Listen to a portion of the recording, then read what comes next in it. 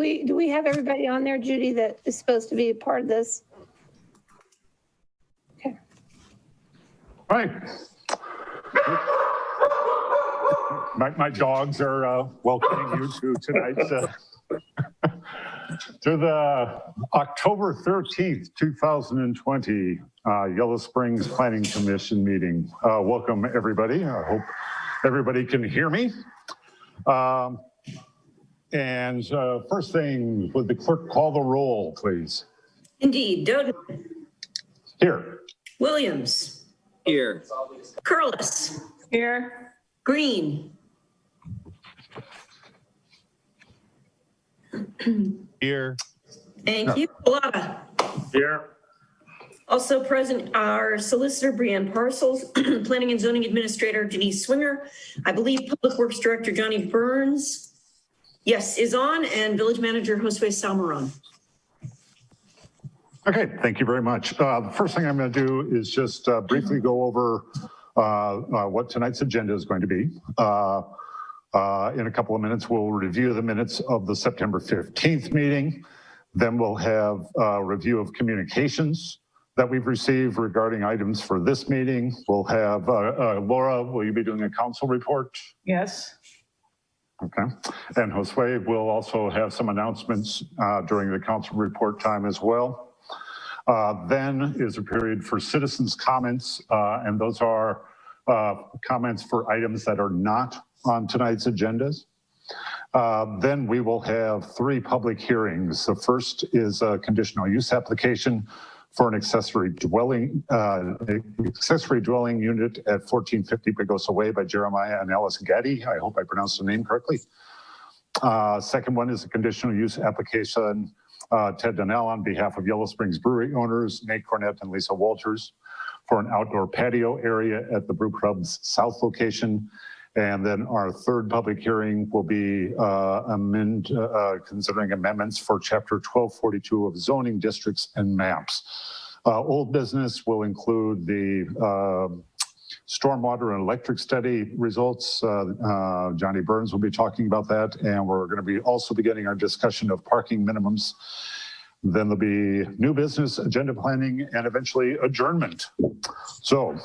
I would like to make a question. Could we move the stormwater electric study before number 3? Because we have before the third public hearing. Yeah, before the before that one, if that's possible. Okay. Yeah, that's fine. Okay. If I forget, please. I'm sorry, just a question. Is it a public hearing? I did take it as a public hearing. That is true. Yeah, I would. Okay. All right, we'll leave it. We'll leave it. Okay. I was thinking it was just a discussion. I know parking minimums is, but I did announce it as a public hearing, so we'll leave it. So we'll leave it under old business? Yeah, we'll put it before Johnny's presentation. Okay. Okay. All right.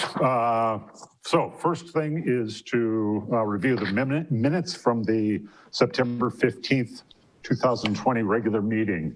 Are there any additions or corrections necessary from page 1? I'll give everybody a few seconds to respond. Any additions or corrections to page 2?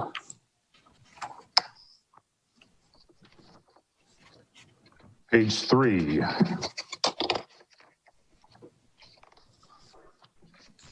Page 4. Cat. And page 5. Okay.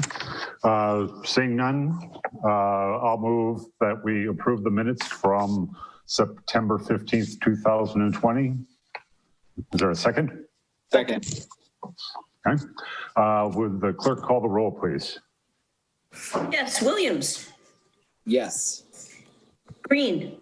Yes. Curlis. Yes. Pallotta. Yep. Doden. Yes. Thank you. Okay, the next item is going over communications that we've received. I just got it a little bit ago, was able to read it. Is it just the one letter that we have? Judy, is that correct? Yes, that's correct. Regarding the conditional use application for the accessory dwelling unit on Pagosa Way. It's from a neighbor, Lee Osterling, I believe is the name, and concerned about privacy and the placement of the stairs, or how the stairs are constructed is what the letter concerned. Will everybody have access to that letter, Judy? I emailed it to all members of Planning Commission, to Denise, Brianne, and Josue. Okay. And that was the only communications. Okay, thank you. All right, Laura, would you like to do the council report, please? Yeah, so the October 5th council meeting, they had the first hearing on the ordinance for the comprehensive land use plan, and that passed. There was one amendment and quite extensive public comments taken from neighbors of the Elm and Phillips Street area who presented about 30 signatures on a petition, particularly to remove the parking studies from the comprehensive land use plan. And I made that motion and it passed. Any other motions failed, so it pretty much is going to a second reading in the form that you saw it with that, just that one, well, sorry, not just that one change. There was one other change to include village-owned properties that are outside the current boundaries of the village. Again, looking to the future and what those should be designated. So those were added to the map. Laura, Denise. Yes. Didn't the Glass Farm pass the changes to medium density conservation? Okay.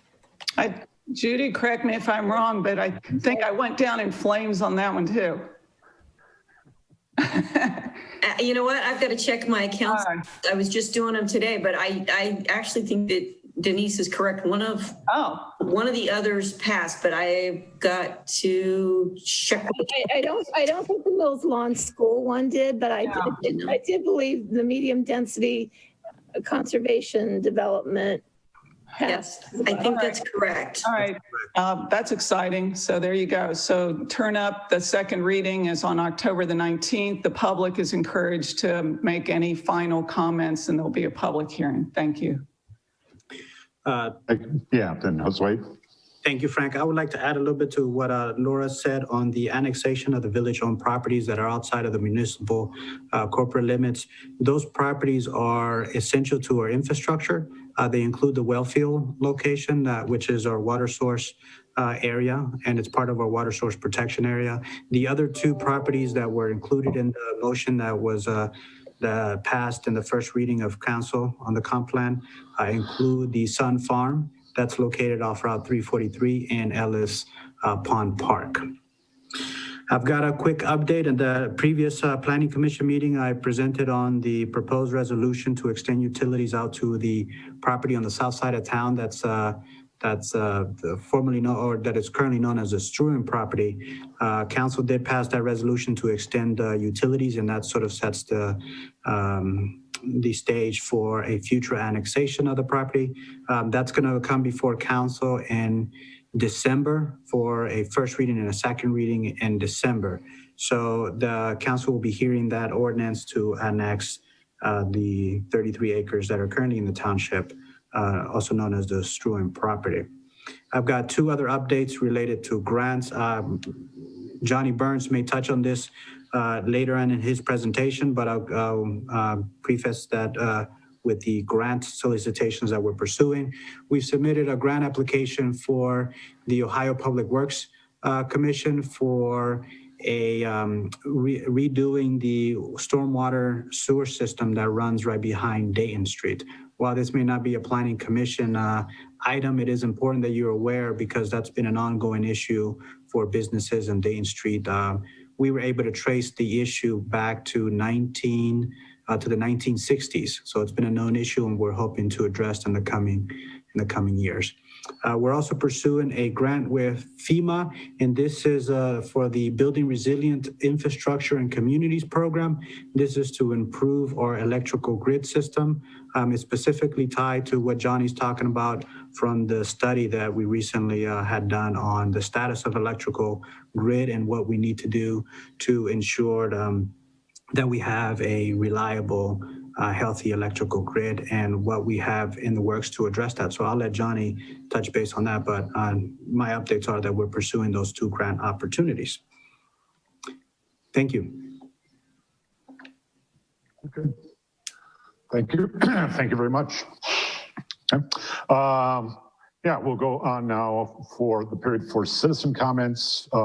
If anybody has any comments about anything that is not on tonight's agenda, and you'll need to unmute yourself or perhaps find the button that says waving your hands. And who's the host for the meeting tonight? That would be Raven. Raven, okay. Yeah, and so I'll give everybody a few seconds to either chime in if there's any citizen comments or to wave their hands.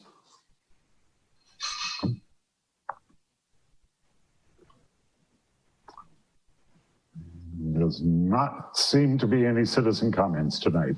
So, all right. All right, let's go on then to the first of the 3 public hearings, the conditional use application.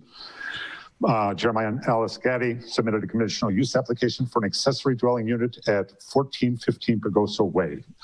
Denise, would you like to review the staff report on that, please? Sure. This is a lot, that has not been built on yet. They've submitted the plans for an accessory dwelling unit. We did get an email from the owners of the property saying that they could come before Planning Commission for this conditional use, obviously before they actually purchase the property. So what the zoning code states is that an accessory dwelling unit can either be inside of a single family dwelling or in a detached garage. But if that garage is within 10 feet of the property, then it's considered a part of the dwelling for the purposes of setbacks, and it would have to meet the actual setbacks of a primary structure. It's basically considered a part of it. So we call it an addition. And so this is, I believe, the drawings that you see now have been modified. Apparently, the drawings that the developer / construction company sent us had previously shown the stairs at the back of the structure at the top there, and now they've been moved to the side. However, in talking with the Jeremiah Gaddy, that is still within the 10-foot setback requirement for a single family dwelling. There are covenants on this development, and I did share that under Exhibit B, but there isn't anything that talks about an accessory dwelling unit if it is other than if it's in an outbuilding or it's a temporary type of structure or garage. In fact, it says no trailer, basement, tent, shack, garage, or other outbuilding erected in this plat shall be used as a residence. And in fact, any sheds or outbuildings can't even be over 200 square feet. In this case, though, we then default to our zoning code.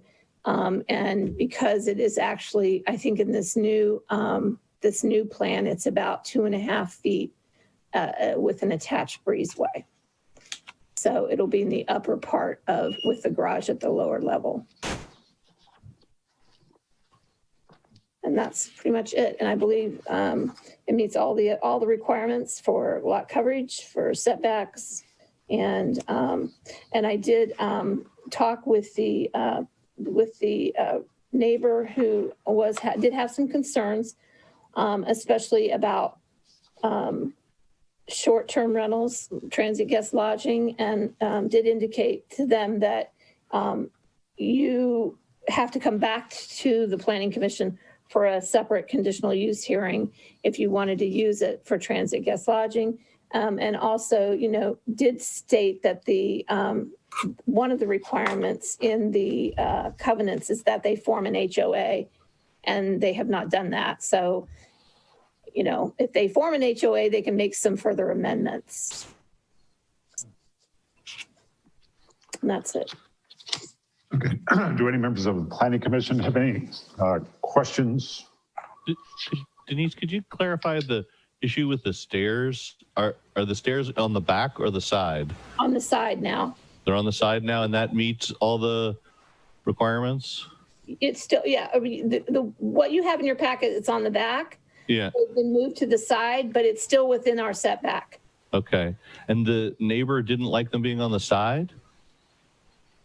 You didn't get the email? I saw it. I didn't have time to read it. I'm sorry. Okay. Yeah, they didn't. They had an issue, I think, really with either direction, honestly, because of, visual people because there's a little like landing there, and people can look down into their living room. Or okay. Their windows. Denise, do we know whether the Osterlings are reacting to the stairs being on the back or on the side? I think it was an issue for them either way. Preferably, they would prefer if it was in between where the breezeway is, or their suggestion in that email was if it could be covered at the landing. Yeah, so you just can't peer down into the windows of their home would be helpful. They also had a concern about the idea of transient guest lodging, but they can all. They have to come before you again anyway for that. Are there any other questions or concerns from members of the Planning Commission before I open the public hearing on this? I have the normal question about stormwater runoff, all that. Has that been taken into account, Denise? They haven't applied for a zoning permit yet. We have already started asking. The stormwater mitigation plan is not been, it's not legal yet because it has to go through a second reading, and then there's a 30-day notice after that for our subdivision regulations. But we were already asking those questions, especially when it's in a very tight area. This is a larger lot. I don't see it as an issue. It's a newer subdivision. Thank you. Are Jeremiah and Alice here? Yes, sir, we are. There you are. Okay. I was just wondering, a question I would have for you is, have you talked to the neighbor who wrote the letter, the Osterlings? Yes, sir, we have. Yeah, and we spoke with them before they even sent the email out to everyone. And their biggest concern was actually because it was an old plan. We had it going up the back, but they were actually happy that it was on the side, which is what it is now. As long as it fit within those regulations, which it does. And so they also asked before we had talked about already creating a berm with trees to create privacy for us and them. For both us and them. And then also there will be some lattice and then probably like some plants or something around the deck. So we've already I think mitigated all their concerns. I think the big thing they want to do is to keep this to where it was in writing their concerns as far as this. And where the actual carriage house is also like starting at the end of their fence. So they originally thought that it was going to be meeting up with where their fence is and really overlooking where their porch is. But in reality, it's actually our carriage house and garage is further forward. And so it doesn't really look into their porch, which is what, where they hang out. And so we've already met with them and they seemed pretty happy about the idea of having like a nature fence of, evergreens to kind of give us both privacy. And as far as their concerns for Airbnb, we told them that is something that if we decide to do it, which is a big if, we have 2 young girls, that will be, 2 or 3 years down the road before we even decide to do that. And that we would obviously have to come before the council again. We would kind of tackle that separately.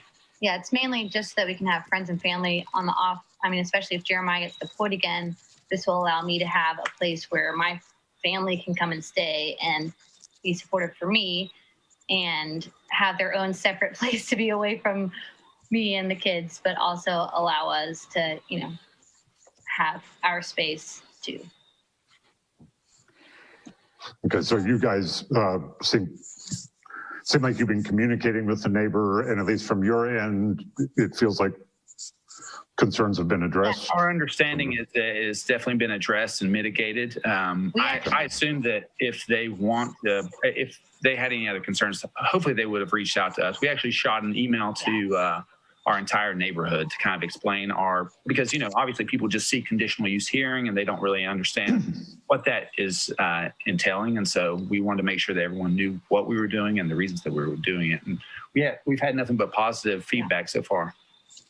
Okay. I have a legal question for Brianne. Item 14 on their restrictive covenants seemed to make it pretty clear that no garage can be used as a residence either temporarily or permanently. Mm-hmm. I guess I feel a little uncomfortable approving something that might be against their restrictive covenants. Well, I also was wondering about the relationship between the zoning code and the covenant as well because of that number 14. I'm sorry, Brent. What I can tell you is restrictive covenants are like private zoning. So there's another restrictive covenant, as Denise mentioned, there's no HOA been set up, even though there's supposed to be one. In subdivisions, a lot of them, if the property owners get together, they can vote to remove certain restrictive covenants. Now, as far as the planning commission's concerned, again, a restrictive covenant is like private zoning. As to enforcement of restrictive covenants, that would be up to their neighbors if they say, you can't do this because it's a garage or it's in the nature of a shed or a temporary structure. But from our zoning code's perspective, it's an ADU. And if they're converting it to an ADU rather than a garage, does that characterize the nature of the structure? From our perspective as the village, we have to go by what's in our zoning code because the private covenants that are in that deed are essentially private zoning, and that's what their neighbors can enforce against them. But we as the village can also look at that and take it into account when we're analyzing our zoning code and the language of the restrictive covenants, and looking at also how old they are. I mean, there are subdivisions all over the state where you're going to find restrictive covenants that are clearly unconstitutional based on protective classes such as race, income, etc. So it's going to be up to the residents of that particular neighborhood to say, yes, we're going to enforce it because it's a garage, versus we say it's an ADU because it's within 10 feet. We're going to treat it as if it's part of the dwelling. Thank you. And just for me, it's just tagging on to that, had this been in a garage that was detached, then they wouldn't have, in my opinion, they wouldn't have been able to do it. But because it is within 10 feet, attached by a breezeway, it's an addition. I mean, we have a lot of houses that are part of the garage. That have a garage that are part of the house. And this is, like a mother-in-law suite. So I went by our zoning code on that one. Okay, any other questions or concerns from members of Planning Commission? I will have a motion. No, you mean when it comes time to vote at the end? Okay. Okay, I'm going to go ahead and open the public hearing on this. And again, I'll give members of the public out there who might want to comment on this application, either take yourself off mute or use the button on your computer screen to wave your hand, and the host will acknowledge you and we'll let you.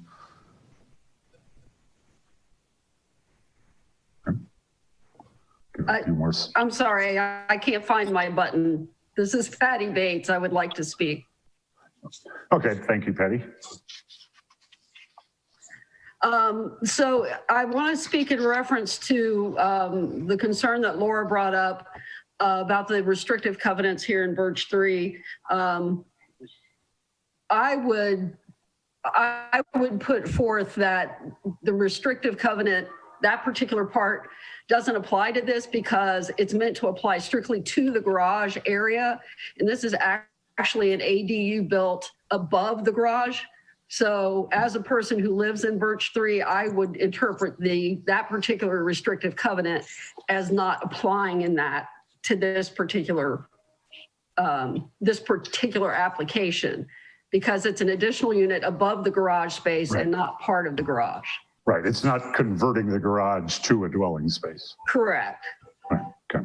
Well, it says other outbuilding. If you wanted to categorize it as another outbuilding, whether it is, and that goes to Denise's point, is it close enough not to be another outbuilding?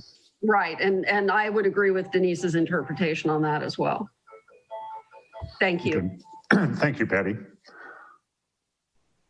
Anybody else? I'll give, again, a few seconds if anybody else would like to comment on this. Hello, can you hear me? Yeah. Yes, could you state your name, please? Yeah, this is Leo Sterling Neighbor, and I just want to close the loop.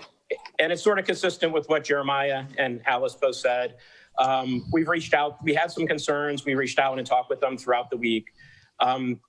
And so our main concern was, they're correct. We actually like the location of the stairs. Now, our only concern was that platform, that where they enter the door and the platform.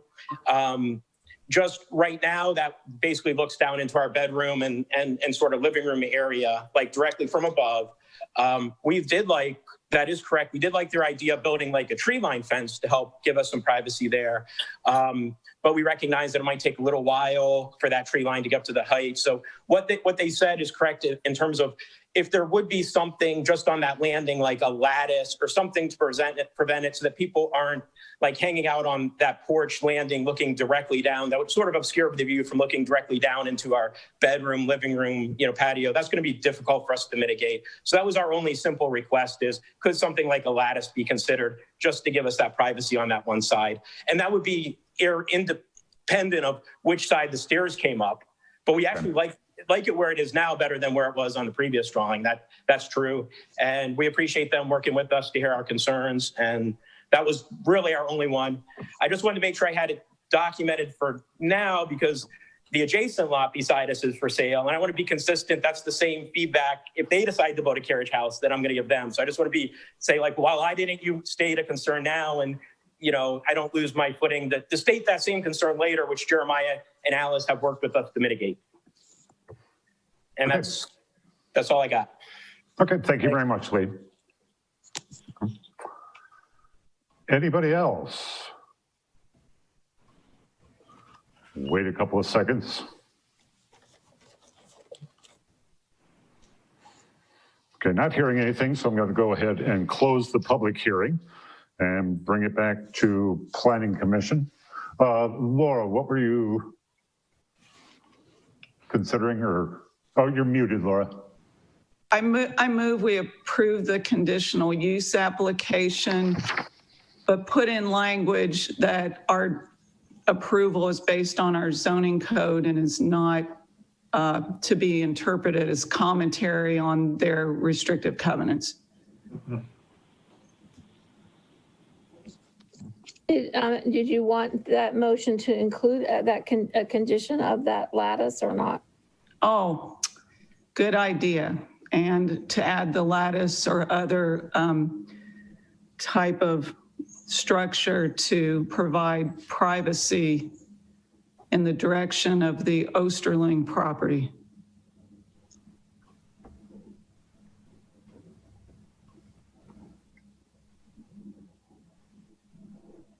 Okay, Judy, could you read that motion back? Oh, yes. So if I've got it right, the motion is to approve the conditional use with the condition that the approval is based on the village zoning code. It is not a commentary on the covenants and restrictions. Is that correct, Laura? Yes, correct. And with the condition that screening is provided facing the neighboring property. Yes, very good. Thank you. Okay, is there a second to the motion? I'll second. Okay, thank you. Any discussion of the motion amongst members of the Planning Commission? Can I ask one question real quick? Sure. Just one clarification, because screening could be interpreted as trees. Well, the screening is for the platform, right? For the platform at the top of the stairs? Yeah, some kind of screening structure. I don't want to limit them to lattice work, Right. Could be something else. Okay. So did you want to specify screening on the landing area? Okay, yes. Okay, got it. That's not going to include, that's going to include plants and things of that nature, not necessarily they have to build a lattice, correct? Well, I guess I said structure. I don't want to put structure on them. If they don't need to. I actually didn't read it with the word structure. I just said provide screening. Because Laura had indicated that could be lattice or it could be plants. So I left out the word structure, if that's acceptable. I can live with that. Okay, would you read it back one more time, Judy? I'm sorry. Yeah, so the motion is to approve the conditional use with the condition that the approval is based on the village zoning code. It is not a commentary on the covenants and restrictions, and that screening is provided on the landing area facing the neighboring property. Okay, any other discussion of the motion? Okay, would clerk call the roll, please? Yes, Williams. Yes. Green. Yes. Pallotta. Yes. Curlis. Yes. Doden. Yes. Thank you. Okay. Thank you, everybody, and thank you to Jeremiah and Alice, and also to the neighbors who commented on it as well. Thank you all. Thank you. Okay, have a good evening.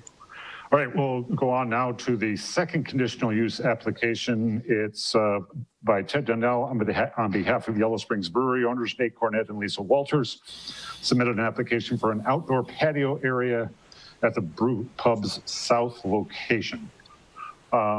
Denise, would you give the staff report on that, please? So as everyone is aware, we've approved an outdoor patio in the past in a different revision of their plans. That patio at one point was going to be a patio fire pit on the south side, and that was going to have a roof terrace. This time they would like to instead have the outdoor patio at the front of the building. The building was built many years ago, and I did go back to look at the ordinances back in the 50s, which did not have a front yard setback for commercial buildings in that area, but had a 10-foot setback for residential in that area. So that building was built 10 feet back at that time. So it was a conforming building at the time. Now with the new zoning code, which is what I have to follow, the setback is 30 feet. So what they're proposing to do, I mean, if it was a fence and it was a front yard of grass is different than, but what they're proposing is a patio that is not flat to the ground. It actually is raised up. And because of that, then then we have to follow those setback requirements. They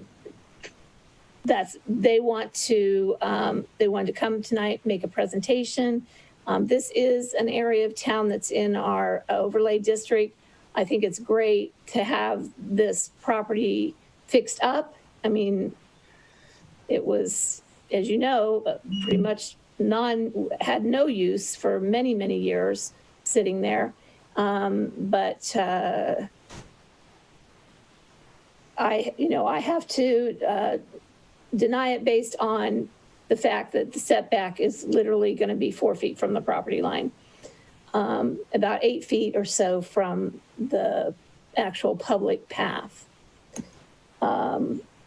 So Ted has asked if he could make a presentation to Planning Commission tonight, and we would let him share the screen and make that presentation. I do not see Ted Donnell on the list of participants, so I would like to ask whoever is wanting to present that to identify themselves. I'm with Lisa Walters. Oh, he's there. There he is. Okay. All right. Okay. All right. Well, first of all, are you done? Is that all the staff report? Yeah, I mean, it just Okay. just work. The way it's built is considered an above ground patio, like a deck. So. Do any members of the Planning Commission have any questions at this point for Denise about the staff report? Okay, Ted, would you like to give your presentation? And Ted, the host can either give you control of the screen, or you can ask her to do it and she can flip for you when you want her to. I have made you co-host, so you should be able to share screen. Do you know how to share the screen? Yeah, but we don't. We'll have to ask Raven. Okay, Raven can do that. Yeah. As a quick overview, everyone on Planning Commission, well, at least the old members, we've been through several iterations of what this particular location is going to be for the brewery. It's gone from offices to a full-blown brew pub to several other things that came along. Finally, and kind of oddly, coronavirus has really changed the focus of this particular location to be something that is a smaller scale, maximum occupancy of 50 people venue. While COVID is still active, we anticipate that that's going to happen for the next year or so, probably two. This particular location may serve as a small little neighborhood tap room, but eventually it wants to be a small event center for private office parties or whatever. But the occupancy rate is very low. The purpose of this side, even though it's in the front, the main entry of the building is on the parking lot side where the handicapped accessible ramp is. And once you walk into the venue, you'll understand why the door is facing the parking lot. The front area, as it's enclosed, is a control area for people who are in the venue that want to go outside and get some fresh air, maybe take a smoke. When you're drinking, to be able to have access to fresh air and still be controlled through the space is important for the liquor control and how the brewery manages those people. If that particular patio is in the front and you walk through that patio to get to the parking lot, it makes it more and more difficult for staff to control how patrons come in and out and if they leave without being seen. So we see this particular patio as just being an overflow. It's not changing the occupancy rate of the building, and it'll be intimate and small. The other thing that we think that it does very importantly is it introduces a pedestrian and walkability perspective to the building, and it starts to make that whole strip more inviting to the pedestrians, that will actually feed off of some of the new development that's on the south side. Hopefully be a venue that the folks on the south side of town can in fact walk to. Having worked out there for the last few months, I can tell you that that path is used by pedestrians quite a bit every day. But there's just nothing to walk to. It's a no man's land. So we think that the overlay district, this as an overlay district prototype, this could be a really good project to introduce more walkability, really soften that whole southern gateway into the village. And the brewery is really a prototypical business for that type of use. So we're asking Planning Commission to give us approval so that we can then go to BZA with some support to make the same argument with BZA. How was that? Okay, thank you, Ted. Any members of Planning Commission have any questions for Ted Donnell? So I got a question. So if that was at ground level instead of being raised up, would that change how the setback applies to it? And is there a reason why it couldn't be at ground level? I can answer the question as to why. It's going to answer. Go ahead. It steps down right now. It steps down 2 steps and it slopes pretty drastically down to the swale in the public sidewalk. So it would just become a difficult liability if it's not level with the main level of the building. Oh, so you want it to be level with the interior of the building? Is that the idea? Yeah. Yeah, let me, I've got a photo. Raven, do you have a photo of what it looks like right now with the swale showing?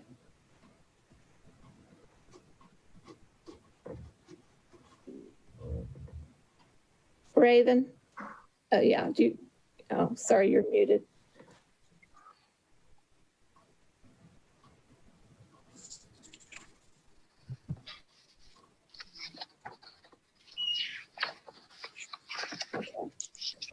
So that is the, if you see to the left there, that slopes down. That's the swale that Ted is talking about. That's from the other direction. No. We want to go back to the front one. The very first one you had was fine. Yeah. And so the building would, the actual property line is about that pathway there. That's a public path. And then their property line goes in about 4 feet from that. And I think that's about another 4 feet to where the porch will go. How far is it from the footpath, bicycle path to the road? Do you know roughly how far that is? Oh, I had that, and Johnny might recall. I want to say it's probably 20, 30 feet. Okay. Pretty far.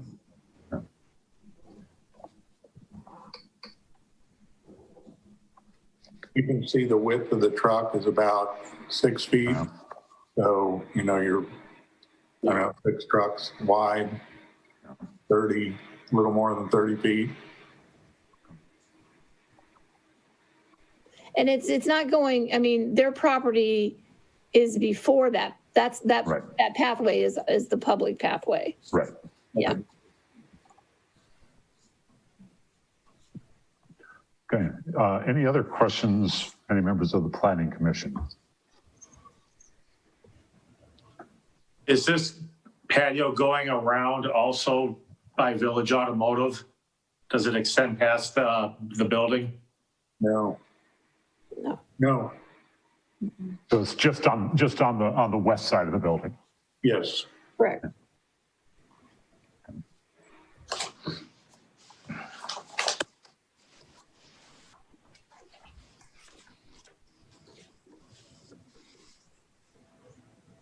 So just that area marked control area there. Yeah. All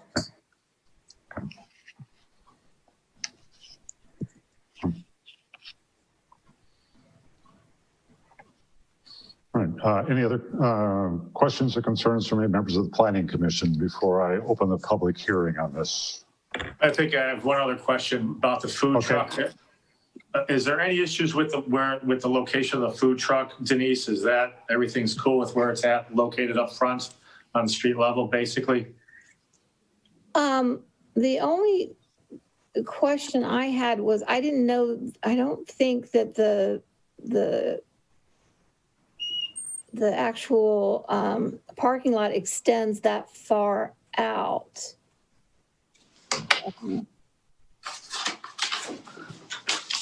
So 30, like, I don't know that it does. Ted, It does. What's deceiving is that the public sidewalk bends up and touches the asphalt of the driveway before it goes over the curb cut. So if you go back to that one picture where you had, you were looking down the side, it'll show you where that asphalt edge is.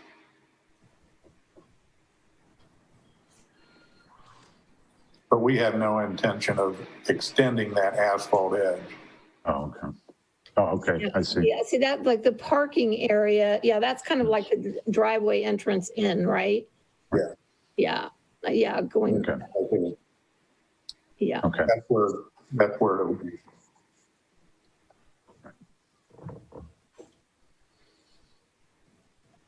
So Ted, the patio will be entirely on the east side of that asphalt path. Correct. And it would be, Ted, is that correct to say it would be about 8 feet in? Because the drawing exhibit, was it? It's deceiving. The property line actually is at a slight angle. And the asphalt path is not the exact same angle as the road or the building. So it's a little deceiving, but the patio is at its tightest point 8 feet from the asphalt path, 4 feet from the property line. Right. And that's exhibit A. If I don't know, Raven, if you can show that exhibit A, it shows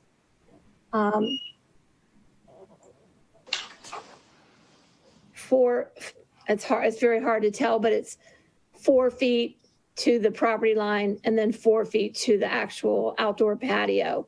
And then it's showing he did measure the swale as 25 feet or 29 feet. I'm sorry, 25 feet. Yeah.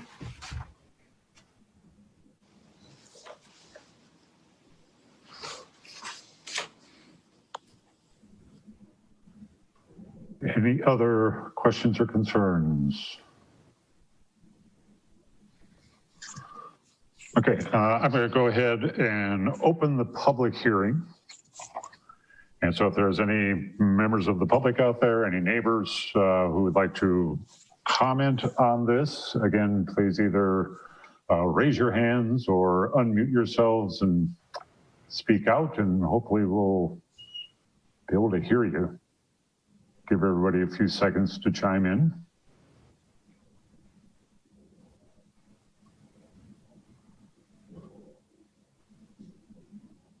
Okay, I'm not hearing anything, so I'm going to go ahead and close the public hearing and bring it back to the Planning Commission. I would like to make a motion. Okay. I move that we approve the patio as drawn by the architect upon these conditions, that the applicant obtain a variance to the front yard setback from BZA, that the stormwater plan be approved by the Public Works Director, change the C1 drawing showing the food truck and parking spaces number 31 and 32 in the existing parking lot not to parallel to the western edge of the proposed outdoor patio area. Add bike racks. They're not showing on the plan, but were a condition of approval in 2019. if the village, and I don't believe we need any more parking, so I'm not going to include that in my motion. And the final thing, which wasn't presented, also condition of adding a lighting plan approved by staff showing low emission lighting and 90-degree cutoff lighting.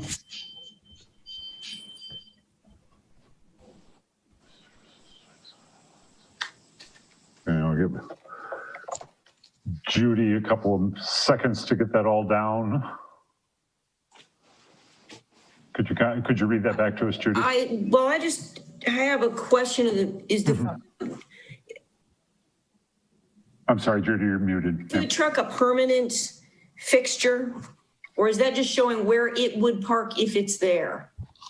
That is just showing where it would be on the hours that it's available at. It's not permanent. No. Yeah, and I thought we got clarification that they're saying that it looked to me when I went out there, it looked like it was extending to the very furthest western edge of where the outdoor patio would be, and I didn't think that the parking lot extended that far out. So if it's only going to be where you already have the existing parking lot, then that's fine. Okay.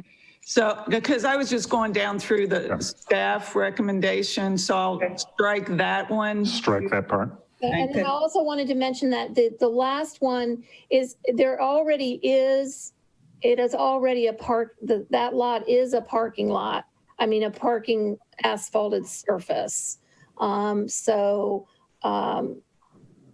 They just are not going to be using it for parking.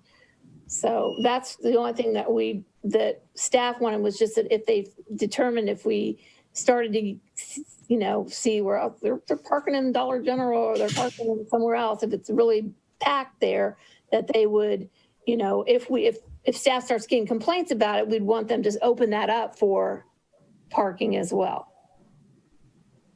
Okay, I'll add that in. So I'm not sure what we're adding in. The last bullet point of the staff recommendation, Judy, that's in the packet. If the village determines a need for more parking, the applicants agree to resurface and strike the southerly lot. Okay. What they're doing on the other one. Yeah. So basically, my motion is the staff recommendation less bullet point 3 about the. Got it. Right? Okay, perfect. I wanted to add the bullet point about the lighting plan being approved by staff with the low emission 90-degree cutoff lighting. Okay, got it. Do you want that read back, Frank? Yeah, please. Okay, so the motion is to approve the variance, to approve the patio as drawn, that a variance, but with the following conditions, and a variance is obtained by from BZA. The stormwater plan is approved by the Public Works Director. Bike racks are added into the plan. And if the village determines a need for more parking, the applicants agree to resurface and stripe the southerly lot. And a lighting plan is shown with low emission and 90-degree cutoff. Approved by staff. Who seconded it? Gino. Gino, okay. Okay, it has been moved and seconded, and I won't repeat the entire motion. Hopefully it's clear to everybody. Any discussion of the motion before we proceed to a vote? Okay, would the clerk call the roll, please? Yes, Pallotta. Yes. Green. Yes. Curlis. Yes. Williams. Yes. Doden. Yes. Thank you. Thank you. Thank you. Okay. Yeah, thank you, everybody, for your help with that. All right, now we can move on to Denise, you want to go ahead with the third public hearing here, right? I'll try to make this one quick. We just occasionally have these situations that come up that if it had gone to Planning Commission, it would have made sense. And I try to give some examples, trying not to, where real world examples. but like, for example, the tattoo artist, okay, it's a personal service. We don't classify it as a medical thing, but this was actually going to be in a commercial building. It wasn't going to be in somebody's residential home along the RC. Could have made a case for it, but that had to be denied. And then the one with a sound production company that would open a recording studio in RC, you know, oftentimes a place like that is mostly office space. And maybe there's a room where they're doing some sort of sound engineering, but it would have been denied because it's only because it is in the code in other locations. So what we are suggesting is to amend that language simply to state that a use that is not listed either by right or by conditional approval in a zoning district shall not be permitted in that district, but as the presumption of prohibition of uses has historically been used for exclusionary purposes, the zoning administrator may interpret applications to include uses with similar impacts subject to approval by the Planning Commission. I mean, there are some, oftentimes they're just flat out, I can make that determination, but every once in a while they're very gray and it kind of falls in between. And I just wish that I could take it to Planning Commission and let you hear it out and see if it is somewhat similar like other uses, but which if it hadn't been mentioned anywhere else, I could come to you, but because it's mentioned somewhere else and is blank in that location, I can't. And so this would allow us to consider these on a case-by-case basis. If I feel that it needs to be interpreted further, yeah. Otherwise, I just flat out say, no, you can't do that. Like, you know. The issue becomes the zoning administrator's job is to strictly interpret the code. And our code was promulgated in 2013. And in 2014, the Ohio Supreme Court, the Ohio Supreme Court came out and reiterated that you can't have zoning by implication in the Cleveland Clinic case, where there was a big dispute over a hospital having a helipad. So I'm going to put the link in the chat to that case because, again, it was decided in 2014 after our code. But if you look at the initial language of our code, it also seems to be somewhat contradictory because if you look at section C as written, it says the village manager or designee may refer the determination to the Planning Commission in the first instance. So that conflicts with what it's telling our zoning administrator to do, which is deny everything that's not listed in a particular district. So again, we've got this issue where we want the zoning code to be strictly construed, but we also need to let the zoning administrator say, this is very similar to a use. It may have been an oversight.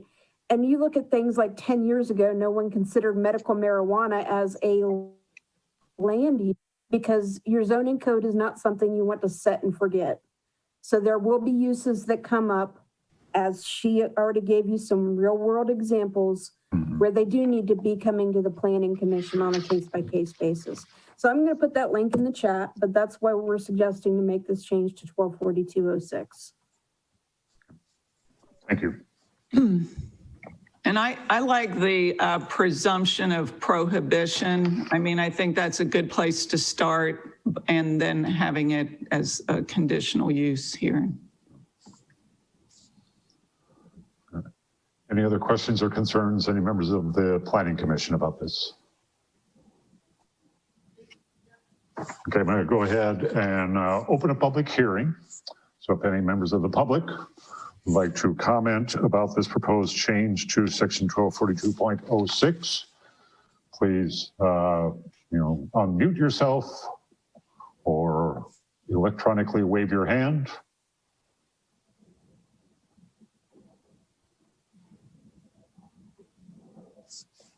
I'm not hearing anything, so I'm going to go ahead and close the public hearing, bring it back to Planning Commission. Okay.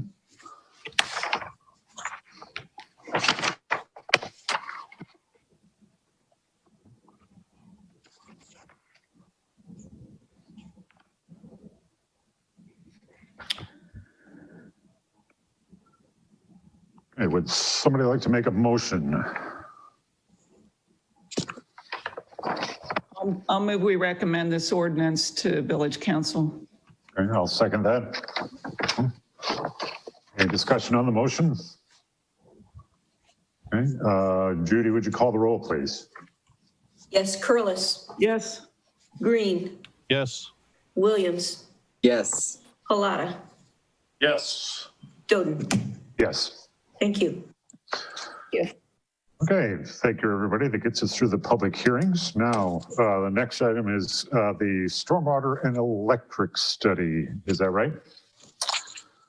And I think is Johnny was going to talk to us about this. Yep, I'm on here. All right. I got to find what screen you're on here somewhere. Oh. I'm just a name. Oh, Come on, okay. man. Put your face up there. I can't. I've been working all day. He actually took a job to work. So All right. back here, so. No problem. Thank you, Johnny. Okay, so we had Choice One Engineering do some study for us on our storm management or our storm drainage through the entire village. And they basically went through the Woolpert study, which was done years ago, and revisited all them same areas.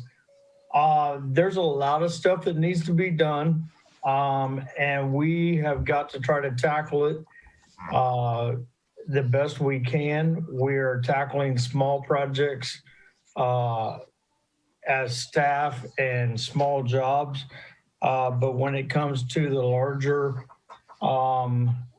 stuff that we need to get done, we have got to figure out a way to get it done by grants, by loans or whatever, due to the fact that we do not have a storm readiness for service, basically a storm charge like all the other cities are going to.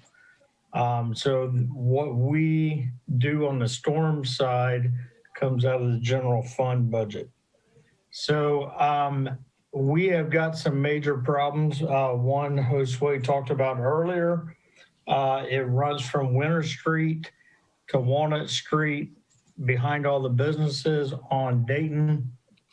Actually, it goes under 3 businesses on Dayton and then dumps out onto the Bryant Center yard right there.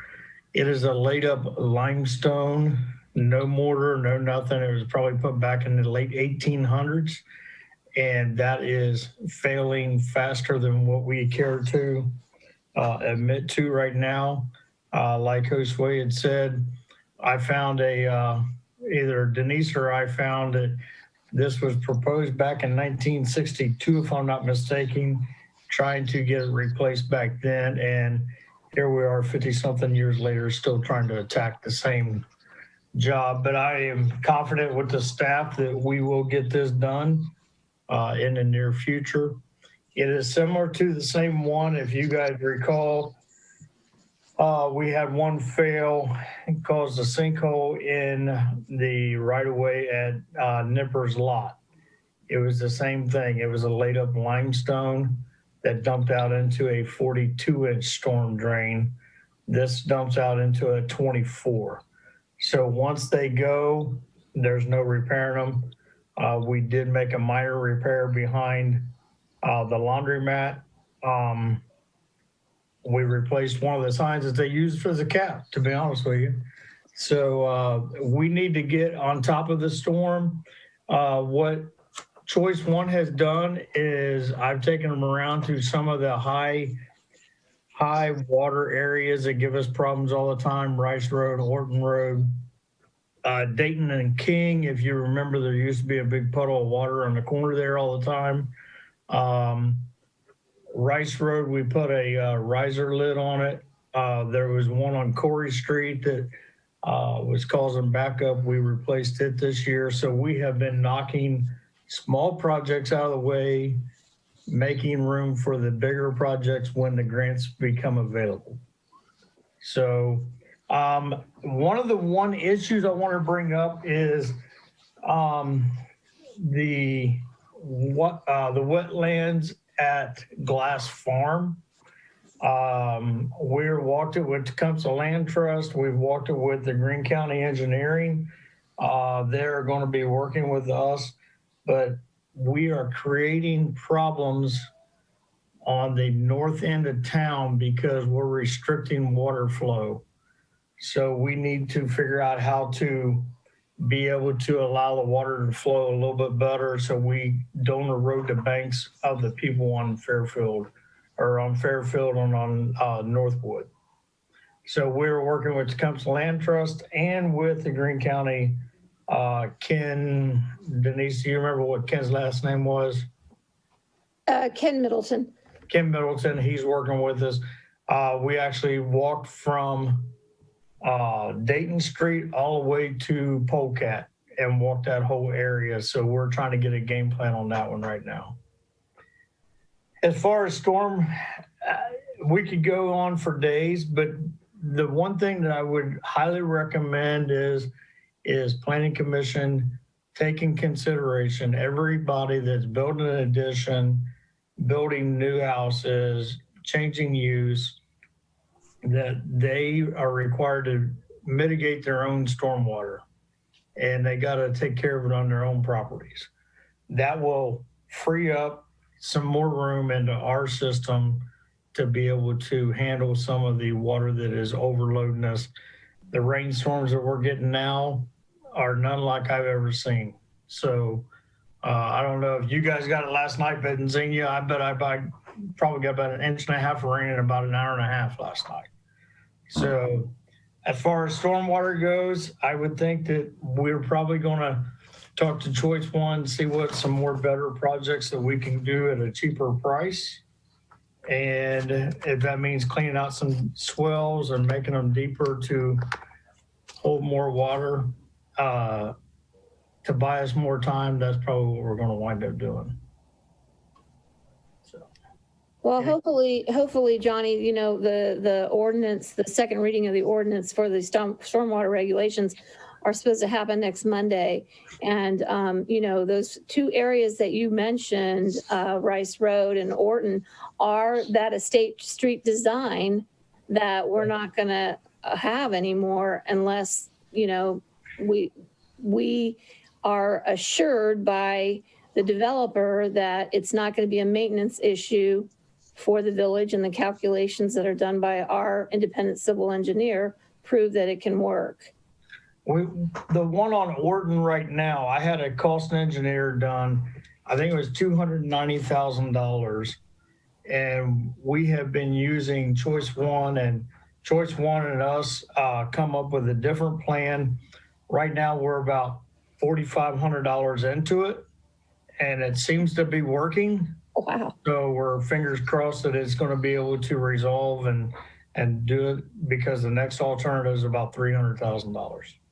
So these are the cost-effective ways that we're trying to make things happen. That's great. Johnny, I have just a general question. Mm-hmm. I mean, for on-site mitigation of stormwater, you have to have a place to put it. Correct. And the smaller the lots we create, the less place we have to put stormwater, unless it's a planned unit development of some type where there's a common retention area. Correct. Is that generally true? That's generally true, yes.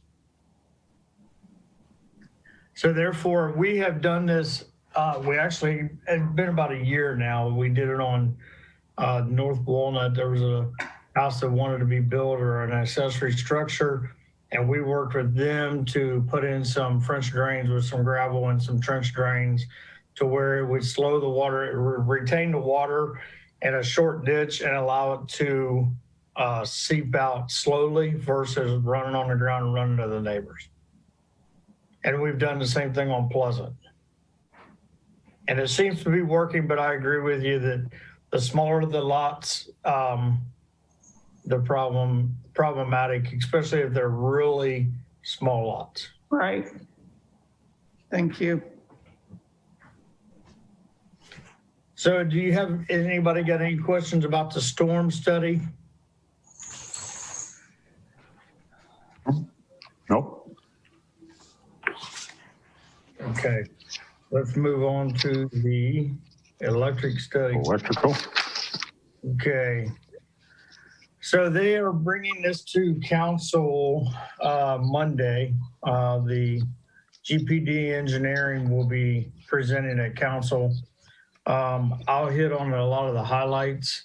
The big number is to get what they're recommending right now is about $4 million.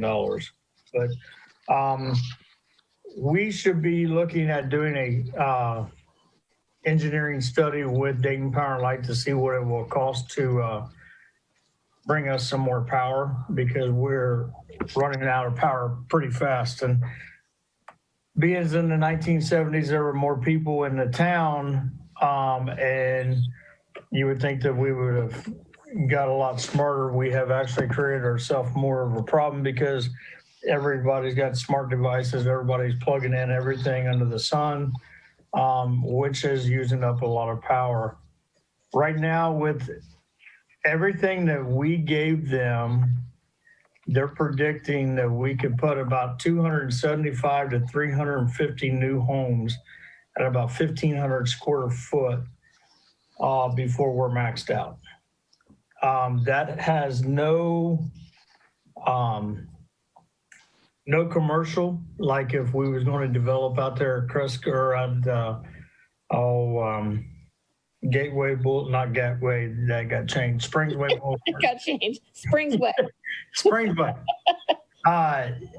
If we develop anything out there that will substantially take away from how many houses we can be putting in the village until we get Dayton Power and Light to bring us more power.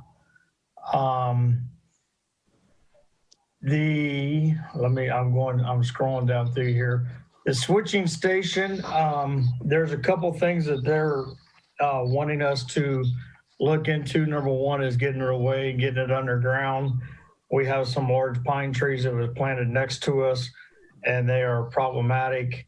If you look at the picture of the switch station right now on the actual study and go out there, you'll find out that Ben and his staff actually took it upon themselves. They actually put down some weed barrier and was able to re-gravel it. It looks nothing like that. Common practice for the village is they would go in and mow and weed eat that because we're not allowed to spray. And that's problematic because if you get one rock that goes somewhere and breaks a cutout or an insulator, you're not going to be coming out of there without burns all over you. So we challenged staff. Ben was the lead on that. He got that looking good, but we also need to think about putting a lot of that underground and actually splitting up another circuit to where there would be a third circuit coming out of the back of it. And that would be also figured in with Dayton Power and Light on the engineering costs for them. I'm going through here. For about the last, almost 7 years now, staff has been changing out poles. We have replaced right at about 270 to 300 poles in the last 6 years. And majority of those are done by staff.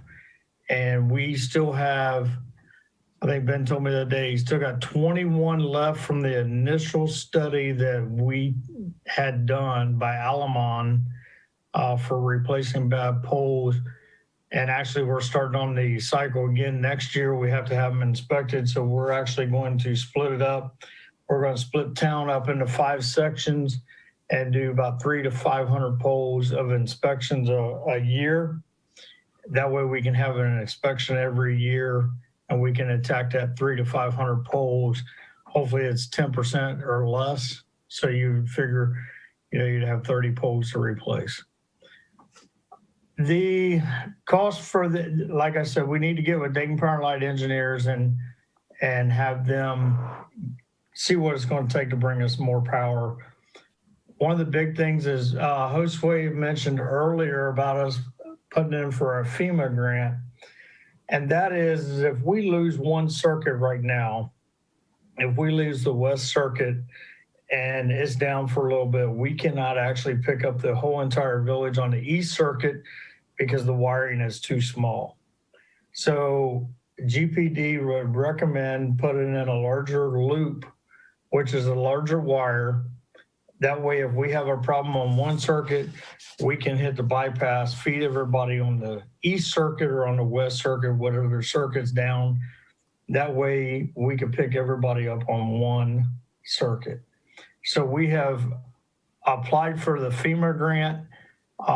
We're dependent on Greene County getting theirs passed and activated, and then we should be being able to turn ours back in by the end of January. But that is the first thing that GPD highly recommends is to improve the loop going around the village. What else is there on that one? Switch station improvements and new lines coming into it. They're estimating that at about $550,000. The constructing of the new feeder circuit out the back, that would basically skirt the glass farm, and basically it would be the middle circuit. It would take load from the East Circuit, it would take load from the West Circuit, and allow us to put more stuff on the East and more stuff on the West. And then they're also recommending that we do a load study after all that is done, have them come in and do a load study on the entire village. For a tune of, for all that work, $4,345,000.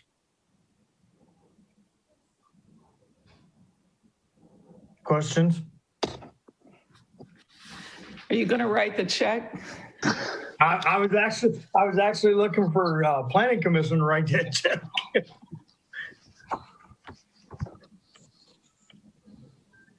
AJ, you gonna write that check? I'm working on it. Just give me some time. All right. So Johnny, maybe I need to just spend more time with this. So how much, it's not that we could just add more capacity from AMP, like buy more contracts. It's building out more grid. Is that right? We can buy more power, we can buy more contract, but the wire is not large enough to carry it to us. Got it. So therefore, we have to get with Dayton Power and Light to bring bigger wire to us to be able to have the capacity.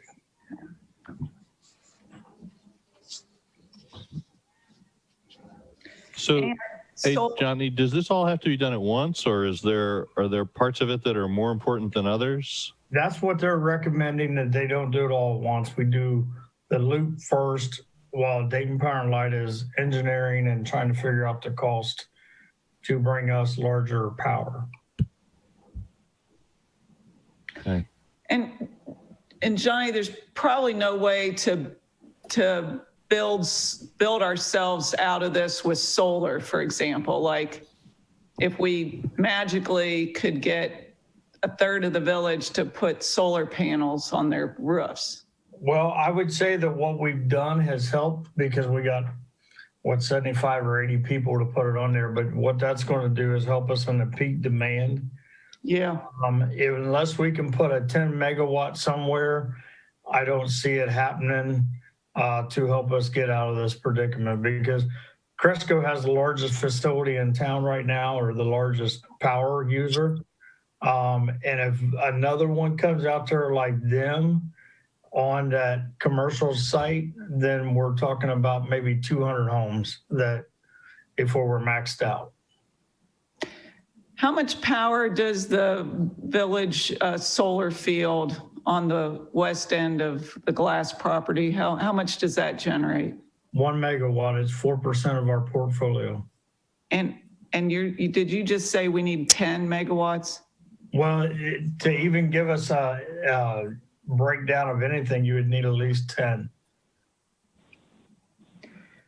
I mean, in my dreams, the Bernays site is cleaned up for industrial and we put a big solar field there, but that's probably still not big enough to do it. It would be big enough to do. Josue, do you remember how big that site is? Because 1 megawatt takes 6 acres. It's, well,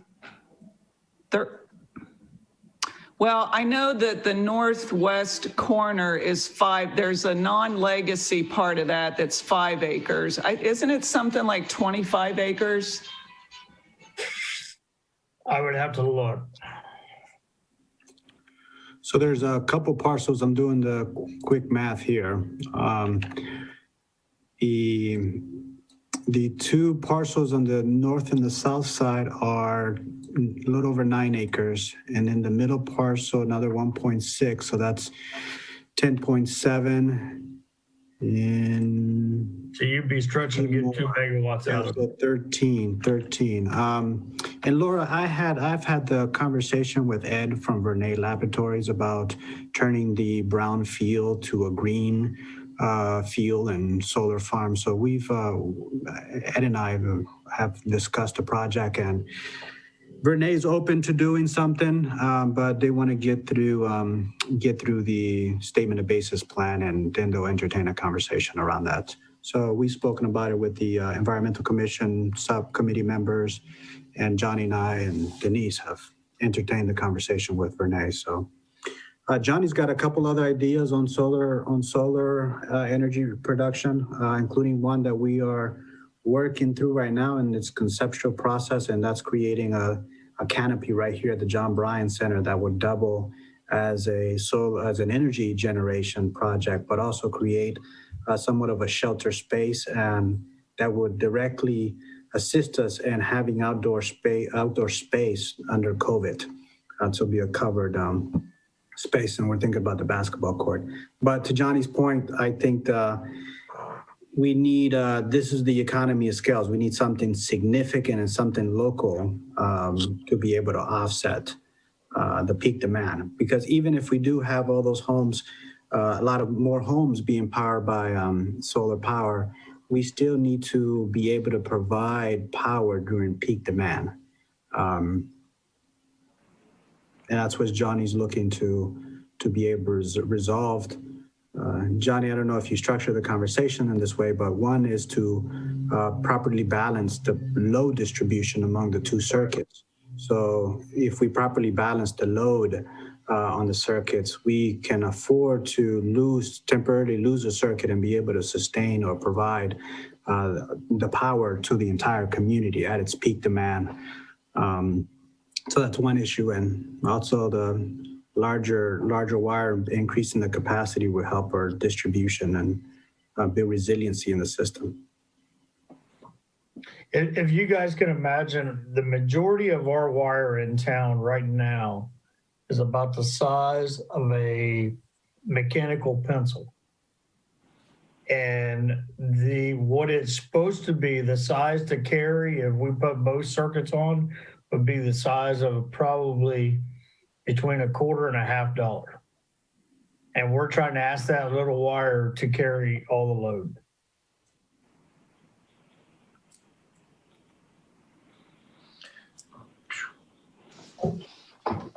When we're talking about annexation and housing, are we going to provide, are we providing electric for that area, the Stewing area, or is that?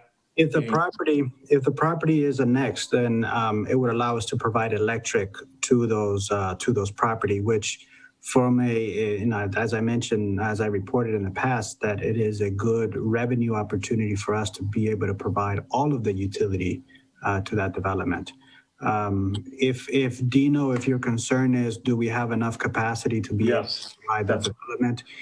Yes, the number of homes that Johnny's talking about is over 200. Right now with our capacity, we can serve an additional over 200 homes.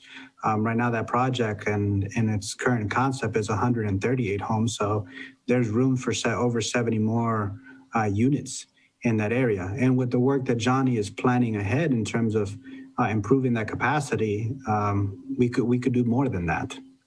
Oh, it's actually 350 homes. Sorry, 350 homes. Yeah. So we're not even, we're a third of, adding them 138 homes, we're about a third of what the max capacity would be. Yeah. And this is, Dino, this is at peak capacity, that's not what they consume at all times.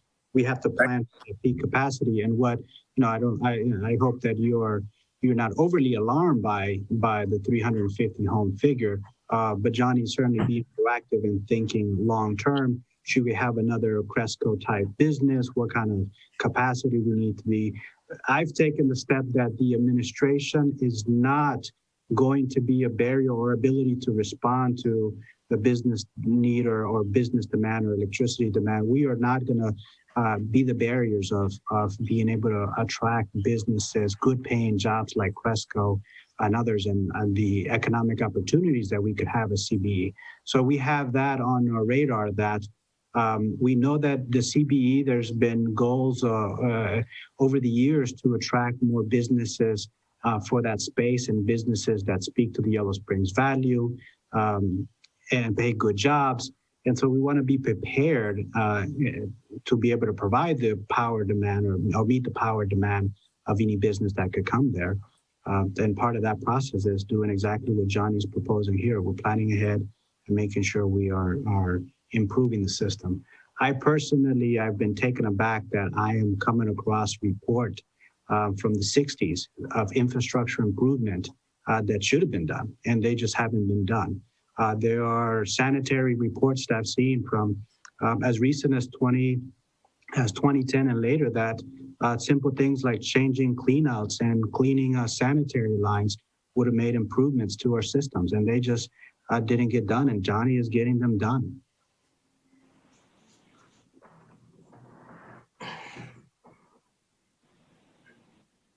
But right now, it's important to know, when we vote for an annexation, we're saying that we have the ability to serve that area. So right now we do. Correct. But if we're 350 homes. Yeah, so that's kind of the limit. And then unless we get a big power user in, unless we make these improvements. Right, and the good thing about being able to having a municipal electric enterprise that is talented as our team is, they can change light bulbs, they can run lines. With the resources, we can make those improvements into our grid, and with the effective planning that we have, we're having a good lead time of a business coming in and what the demand will be. We can plan around that. I agree with that. Mm-hmm. A good example is, Home Inc. is building that pocket neighborhood on Xenia Avenue. It took Johnny a day to figure out what the demand is going to be and how he's going to get it there, and no issue. Right, Johnny? That's correct. We also did the same thing with Cresco Labs. Staff actually did that 100%. We was able to aid the construction, paid for all the costs.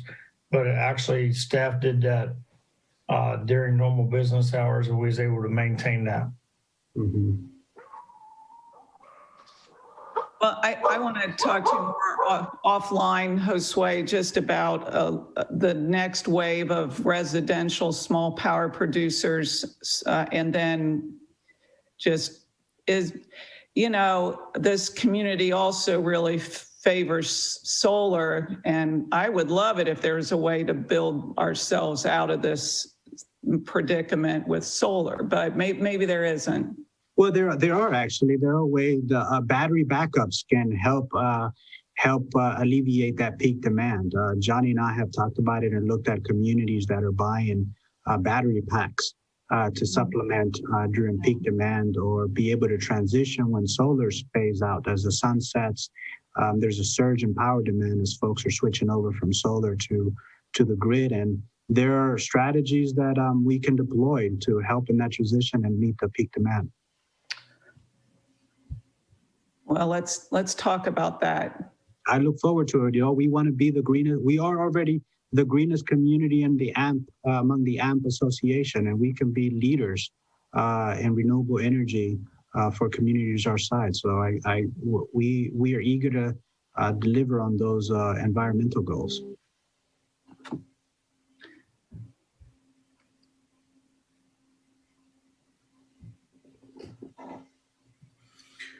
All right. I'm done unless there's any other questions. Good. Frank, you're muted. I muted myself because my dogs were barking. Thank you very much, Johnny. All right, so that then gets us to the parking minimums discussion. Was that in your packet? Yeah, it was attached to it was stapled to the reports on stormwater and electrical grid. Okay, all right. So I just want to, tonight's just a discussion only. I included the parking, off-street parking and loading, chapter 1264, and to give you an idea of what our code requires as far as parking minimum spaces. One of the things in talking with Aaron Sorrell, he said, you know, if it's overwhelming to, you know, if you don't want to completely do away with parking minimums, at least really consider something in the downtown area, because it's just not possible. And there isn't a lot of build out left in the downtown area, but there are going to be buildings that are probably going to turn over, and there could be some that could be renovated that could have a use that would require more parking. So we don't want to discourage economic growth because of these parking minimums. And I think we all got a little taste of that when we were trying to do that hair and nail salon. It was 55 spaces, and then it, you know, with a 25% reduction, it still was over 40 spaces. So, you know, we were able to get around it because, you know, we were within 300 feet of a parking lot, but a municipal parking lot. But if you are interested in having staff, you know, look at this a little bit further and come back with some suggestions. I just need your feedback on what you think we could do in relationship to parking minimums, especially in the CBD.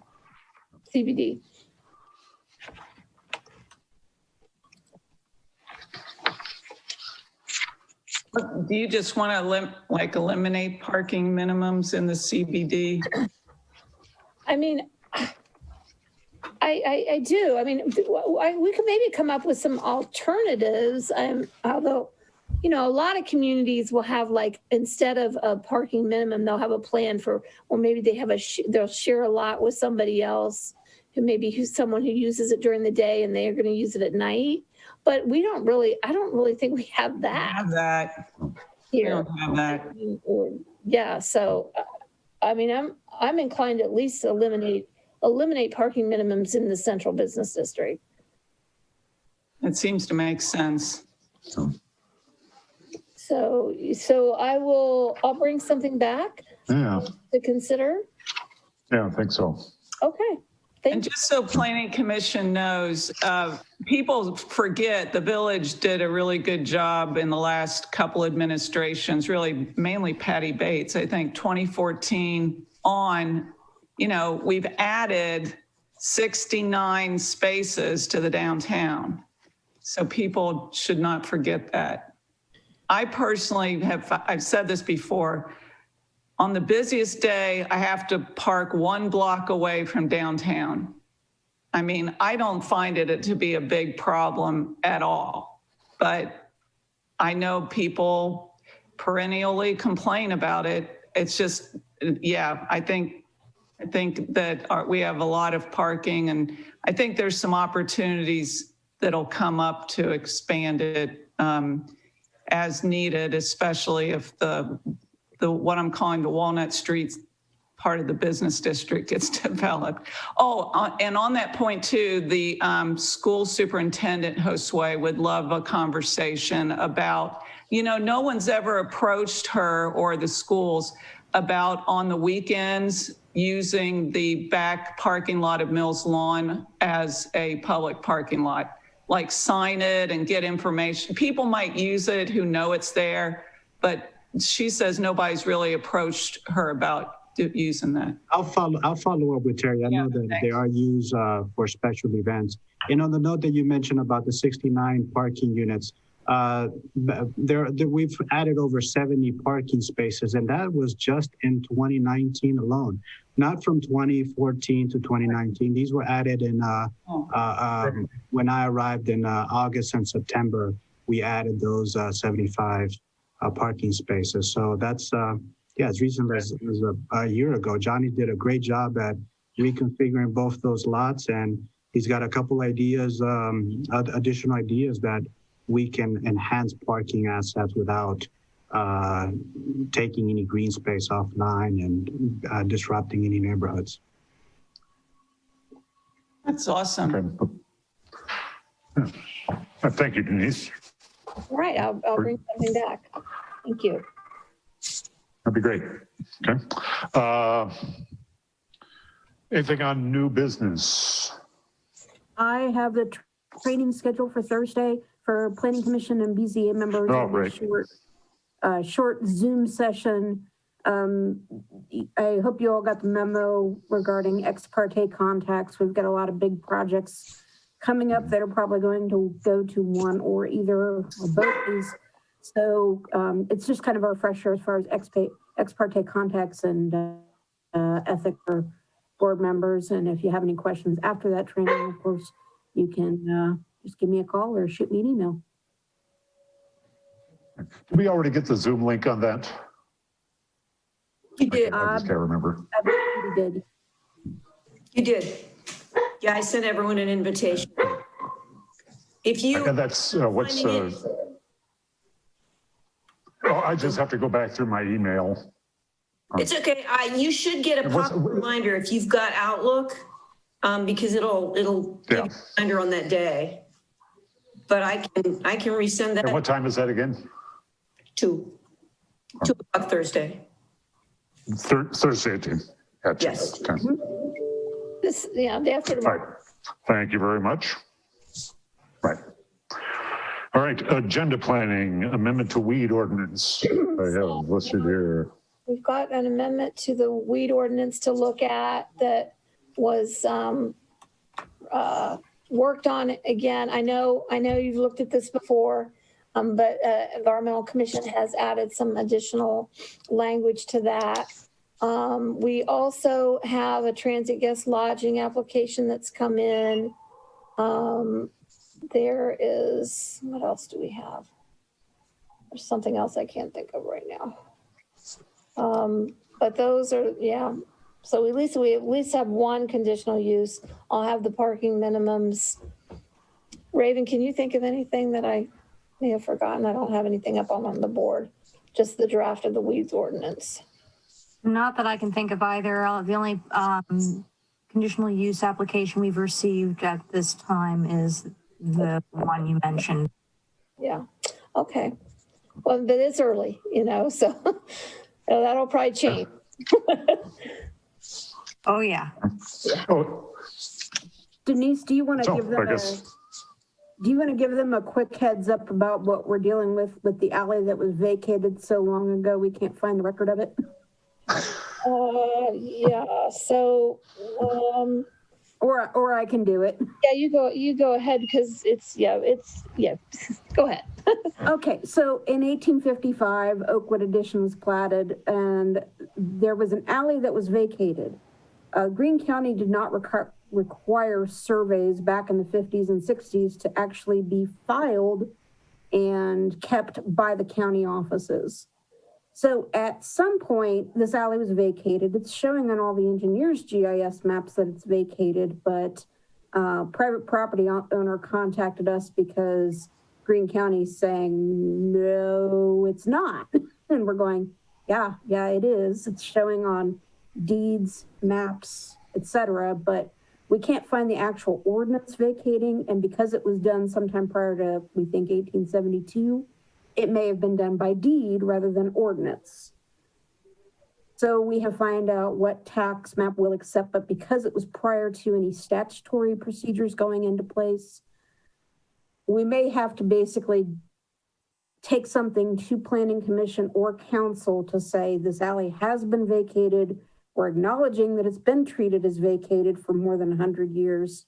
So if Greene County says that's not acceptable, you may be getting something that's falling under our ordinance for the regular right-of-way procedure vacation. But if you have any, hopes that it doesn't come to you, keep your fingers crossed that they will allow us to treat it as if it's been vacated and take a formal council action to say we're acknowledging that it was done, and it was done more than 100 years ago. Where is this alley? It ran between Dayton Street and Union Street, between Stafford and Winter.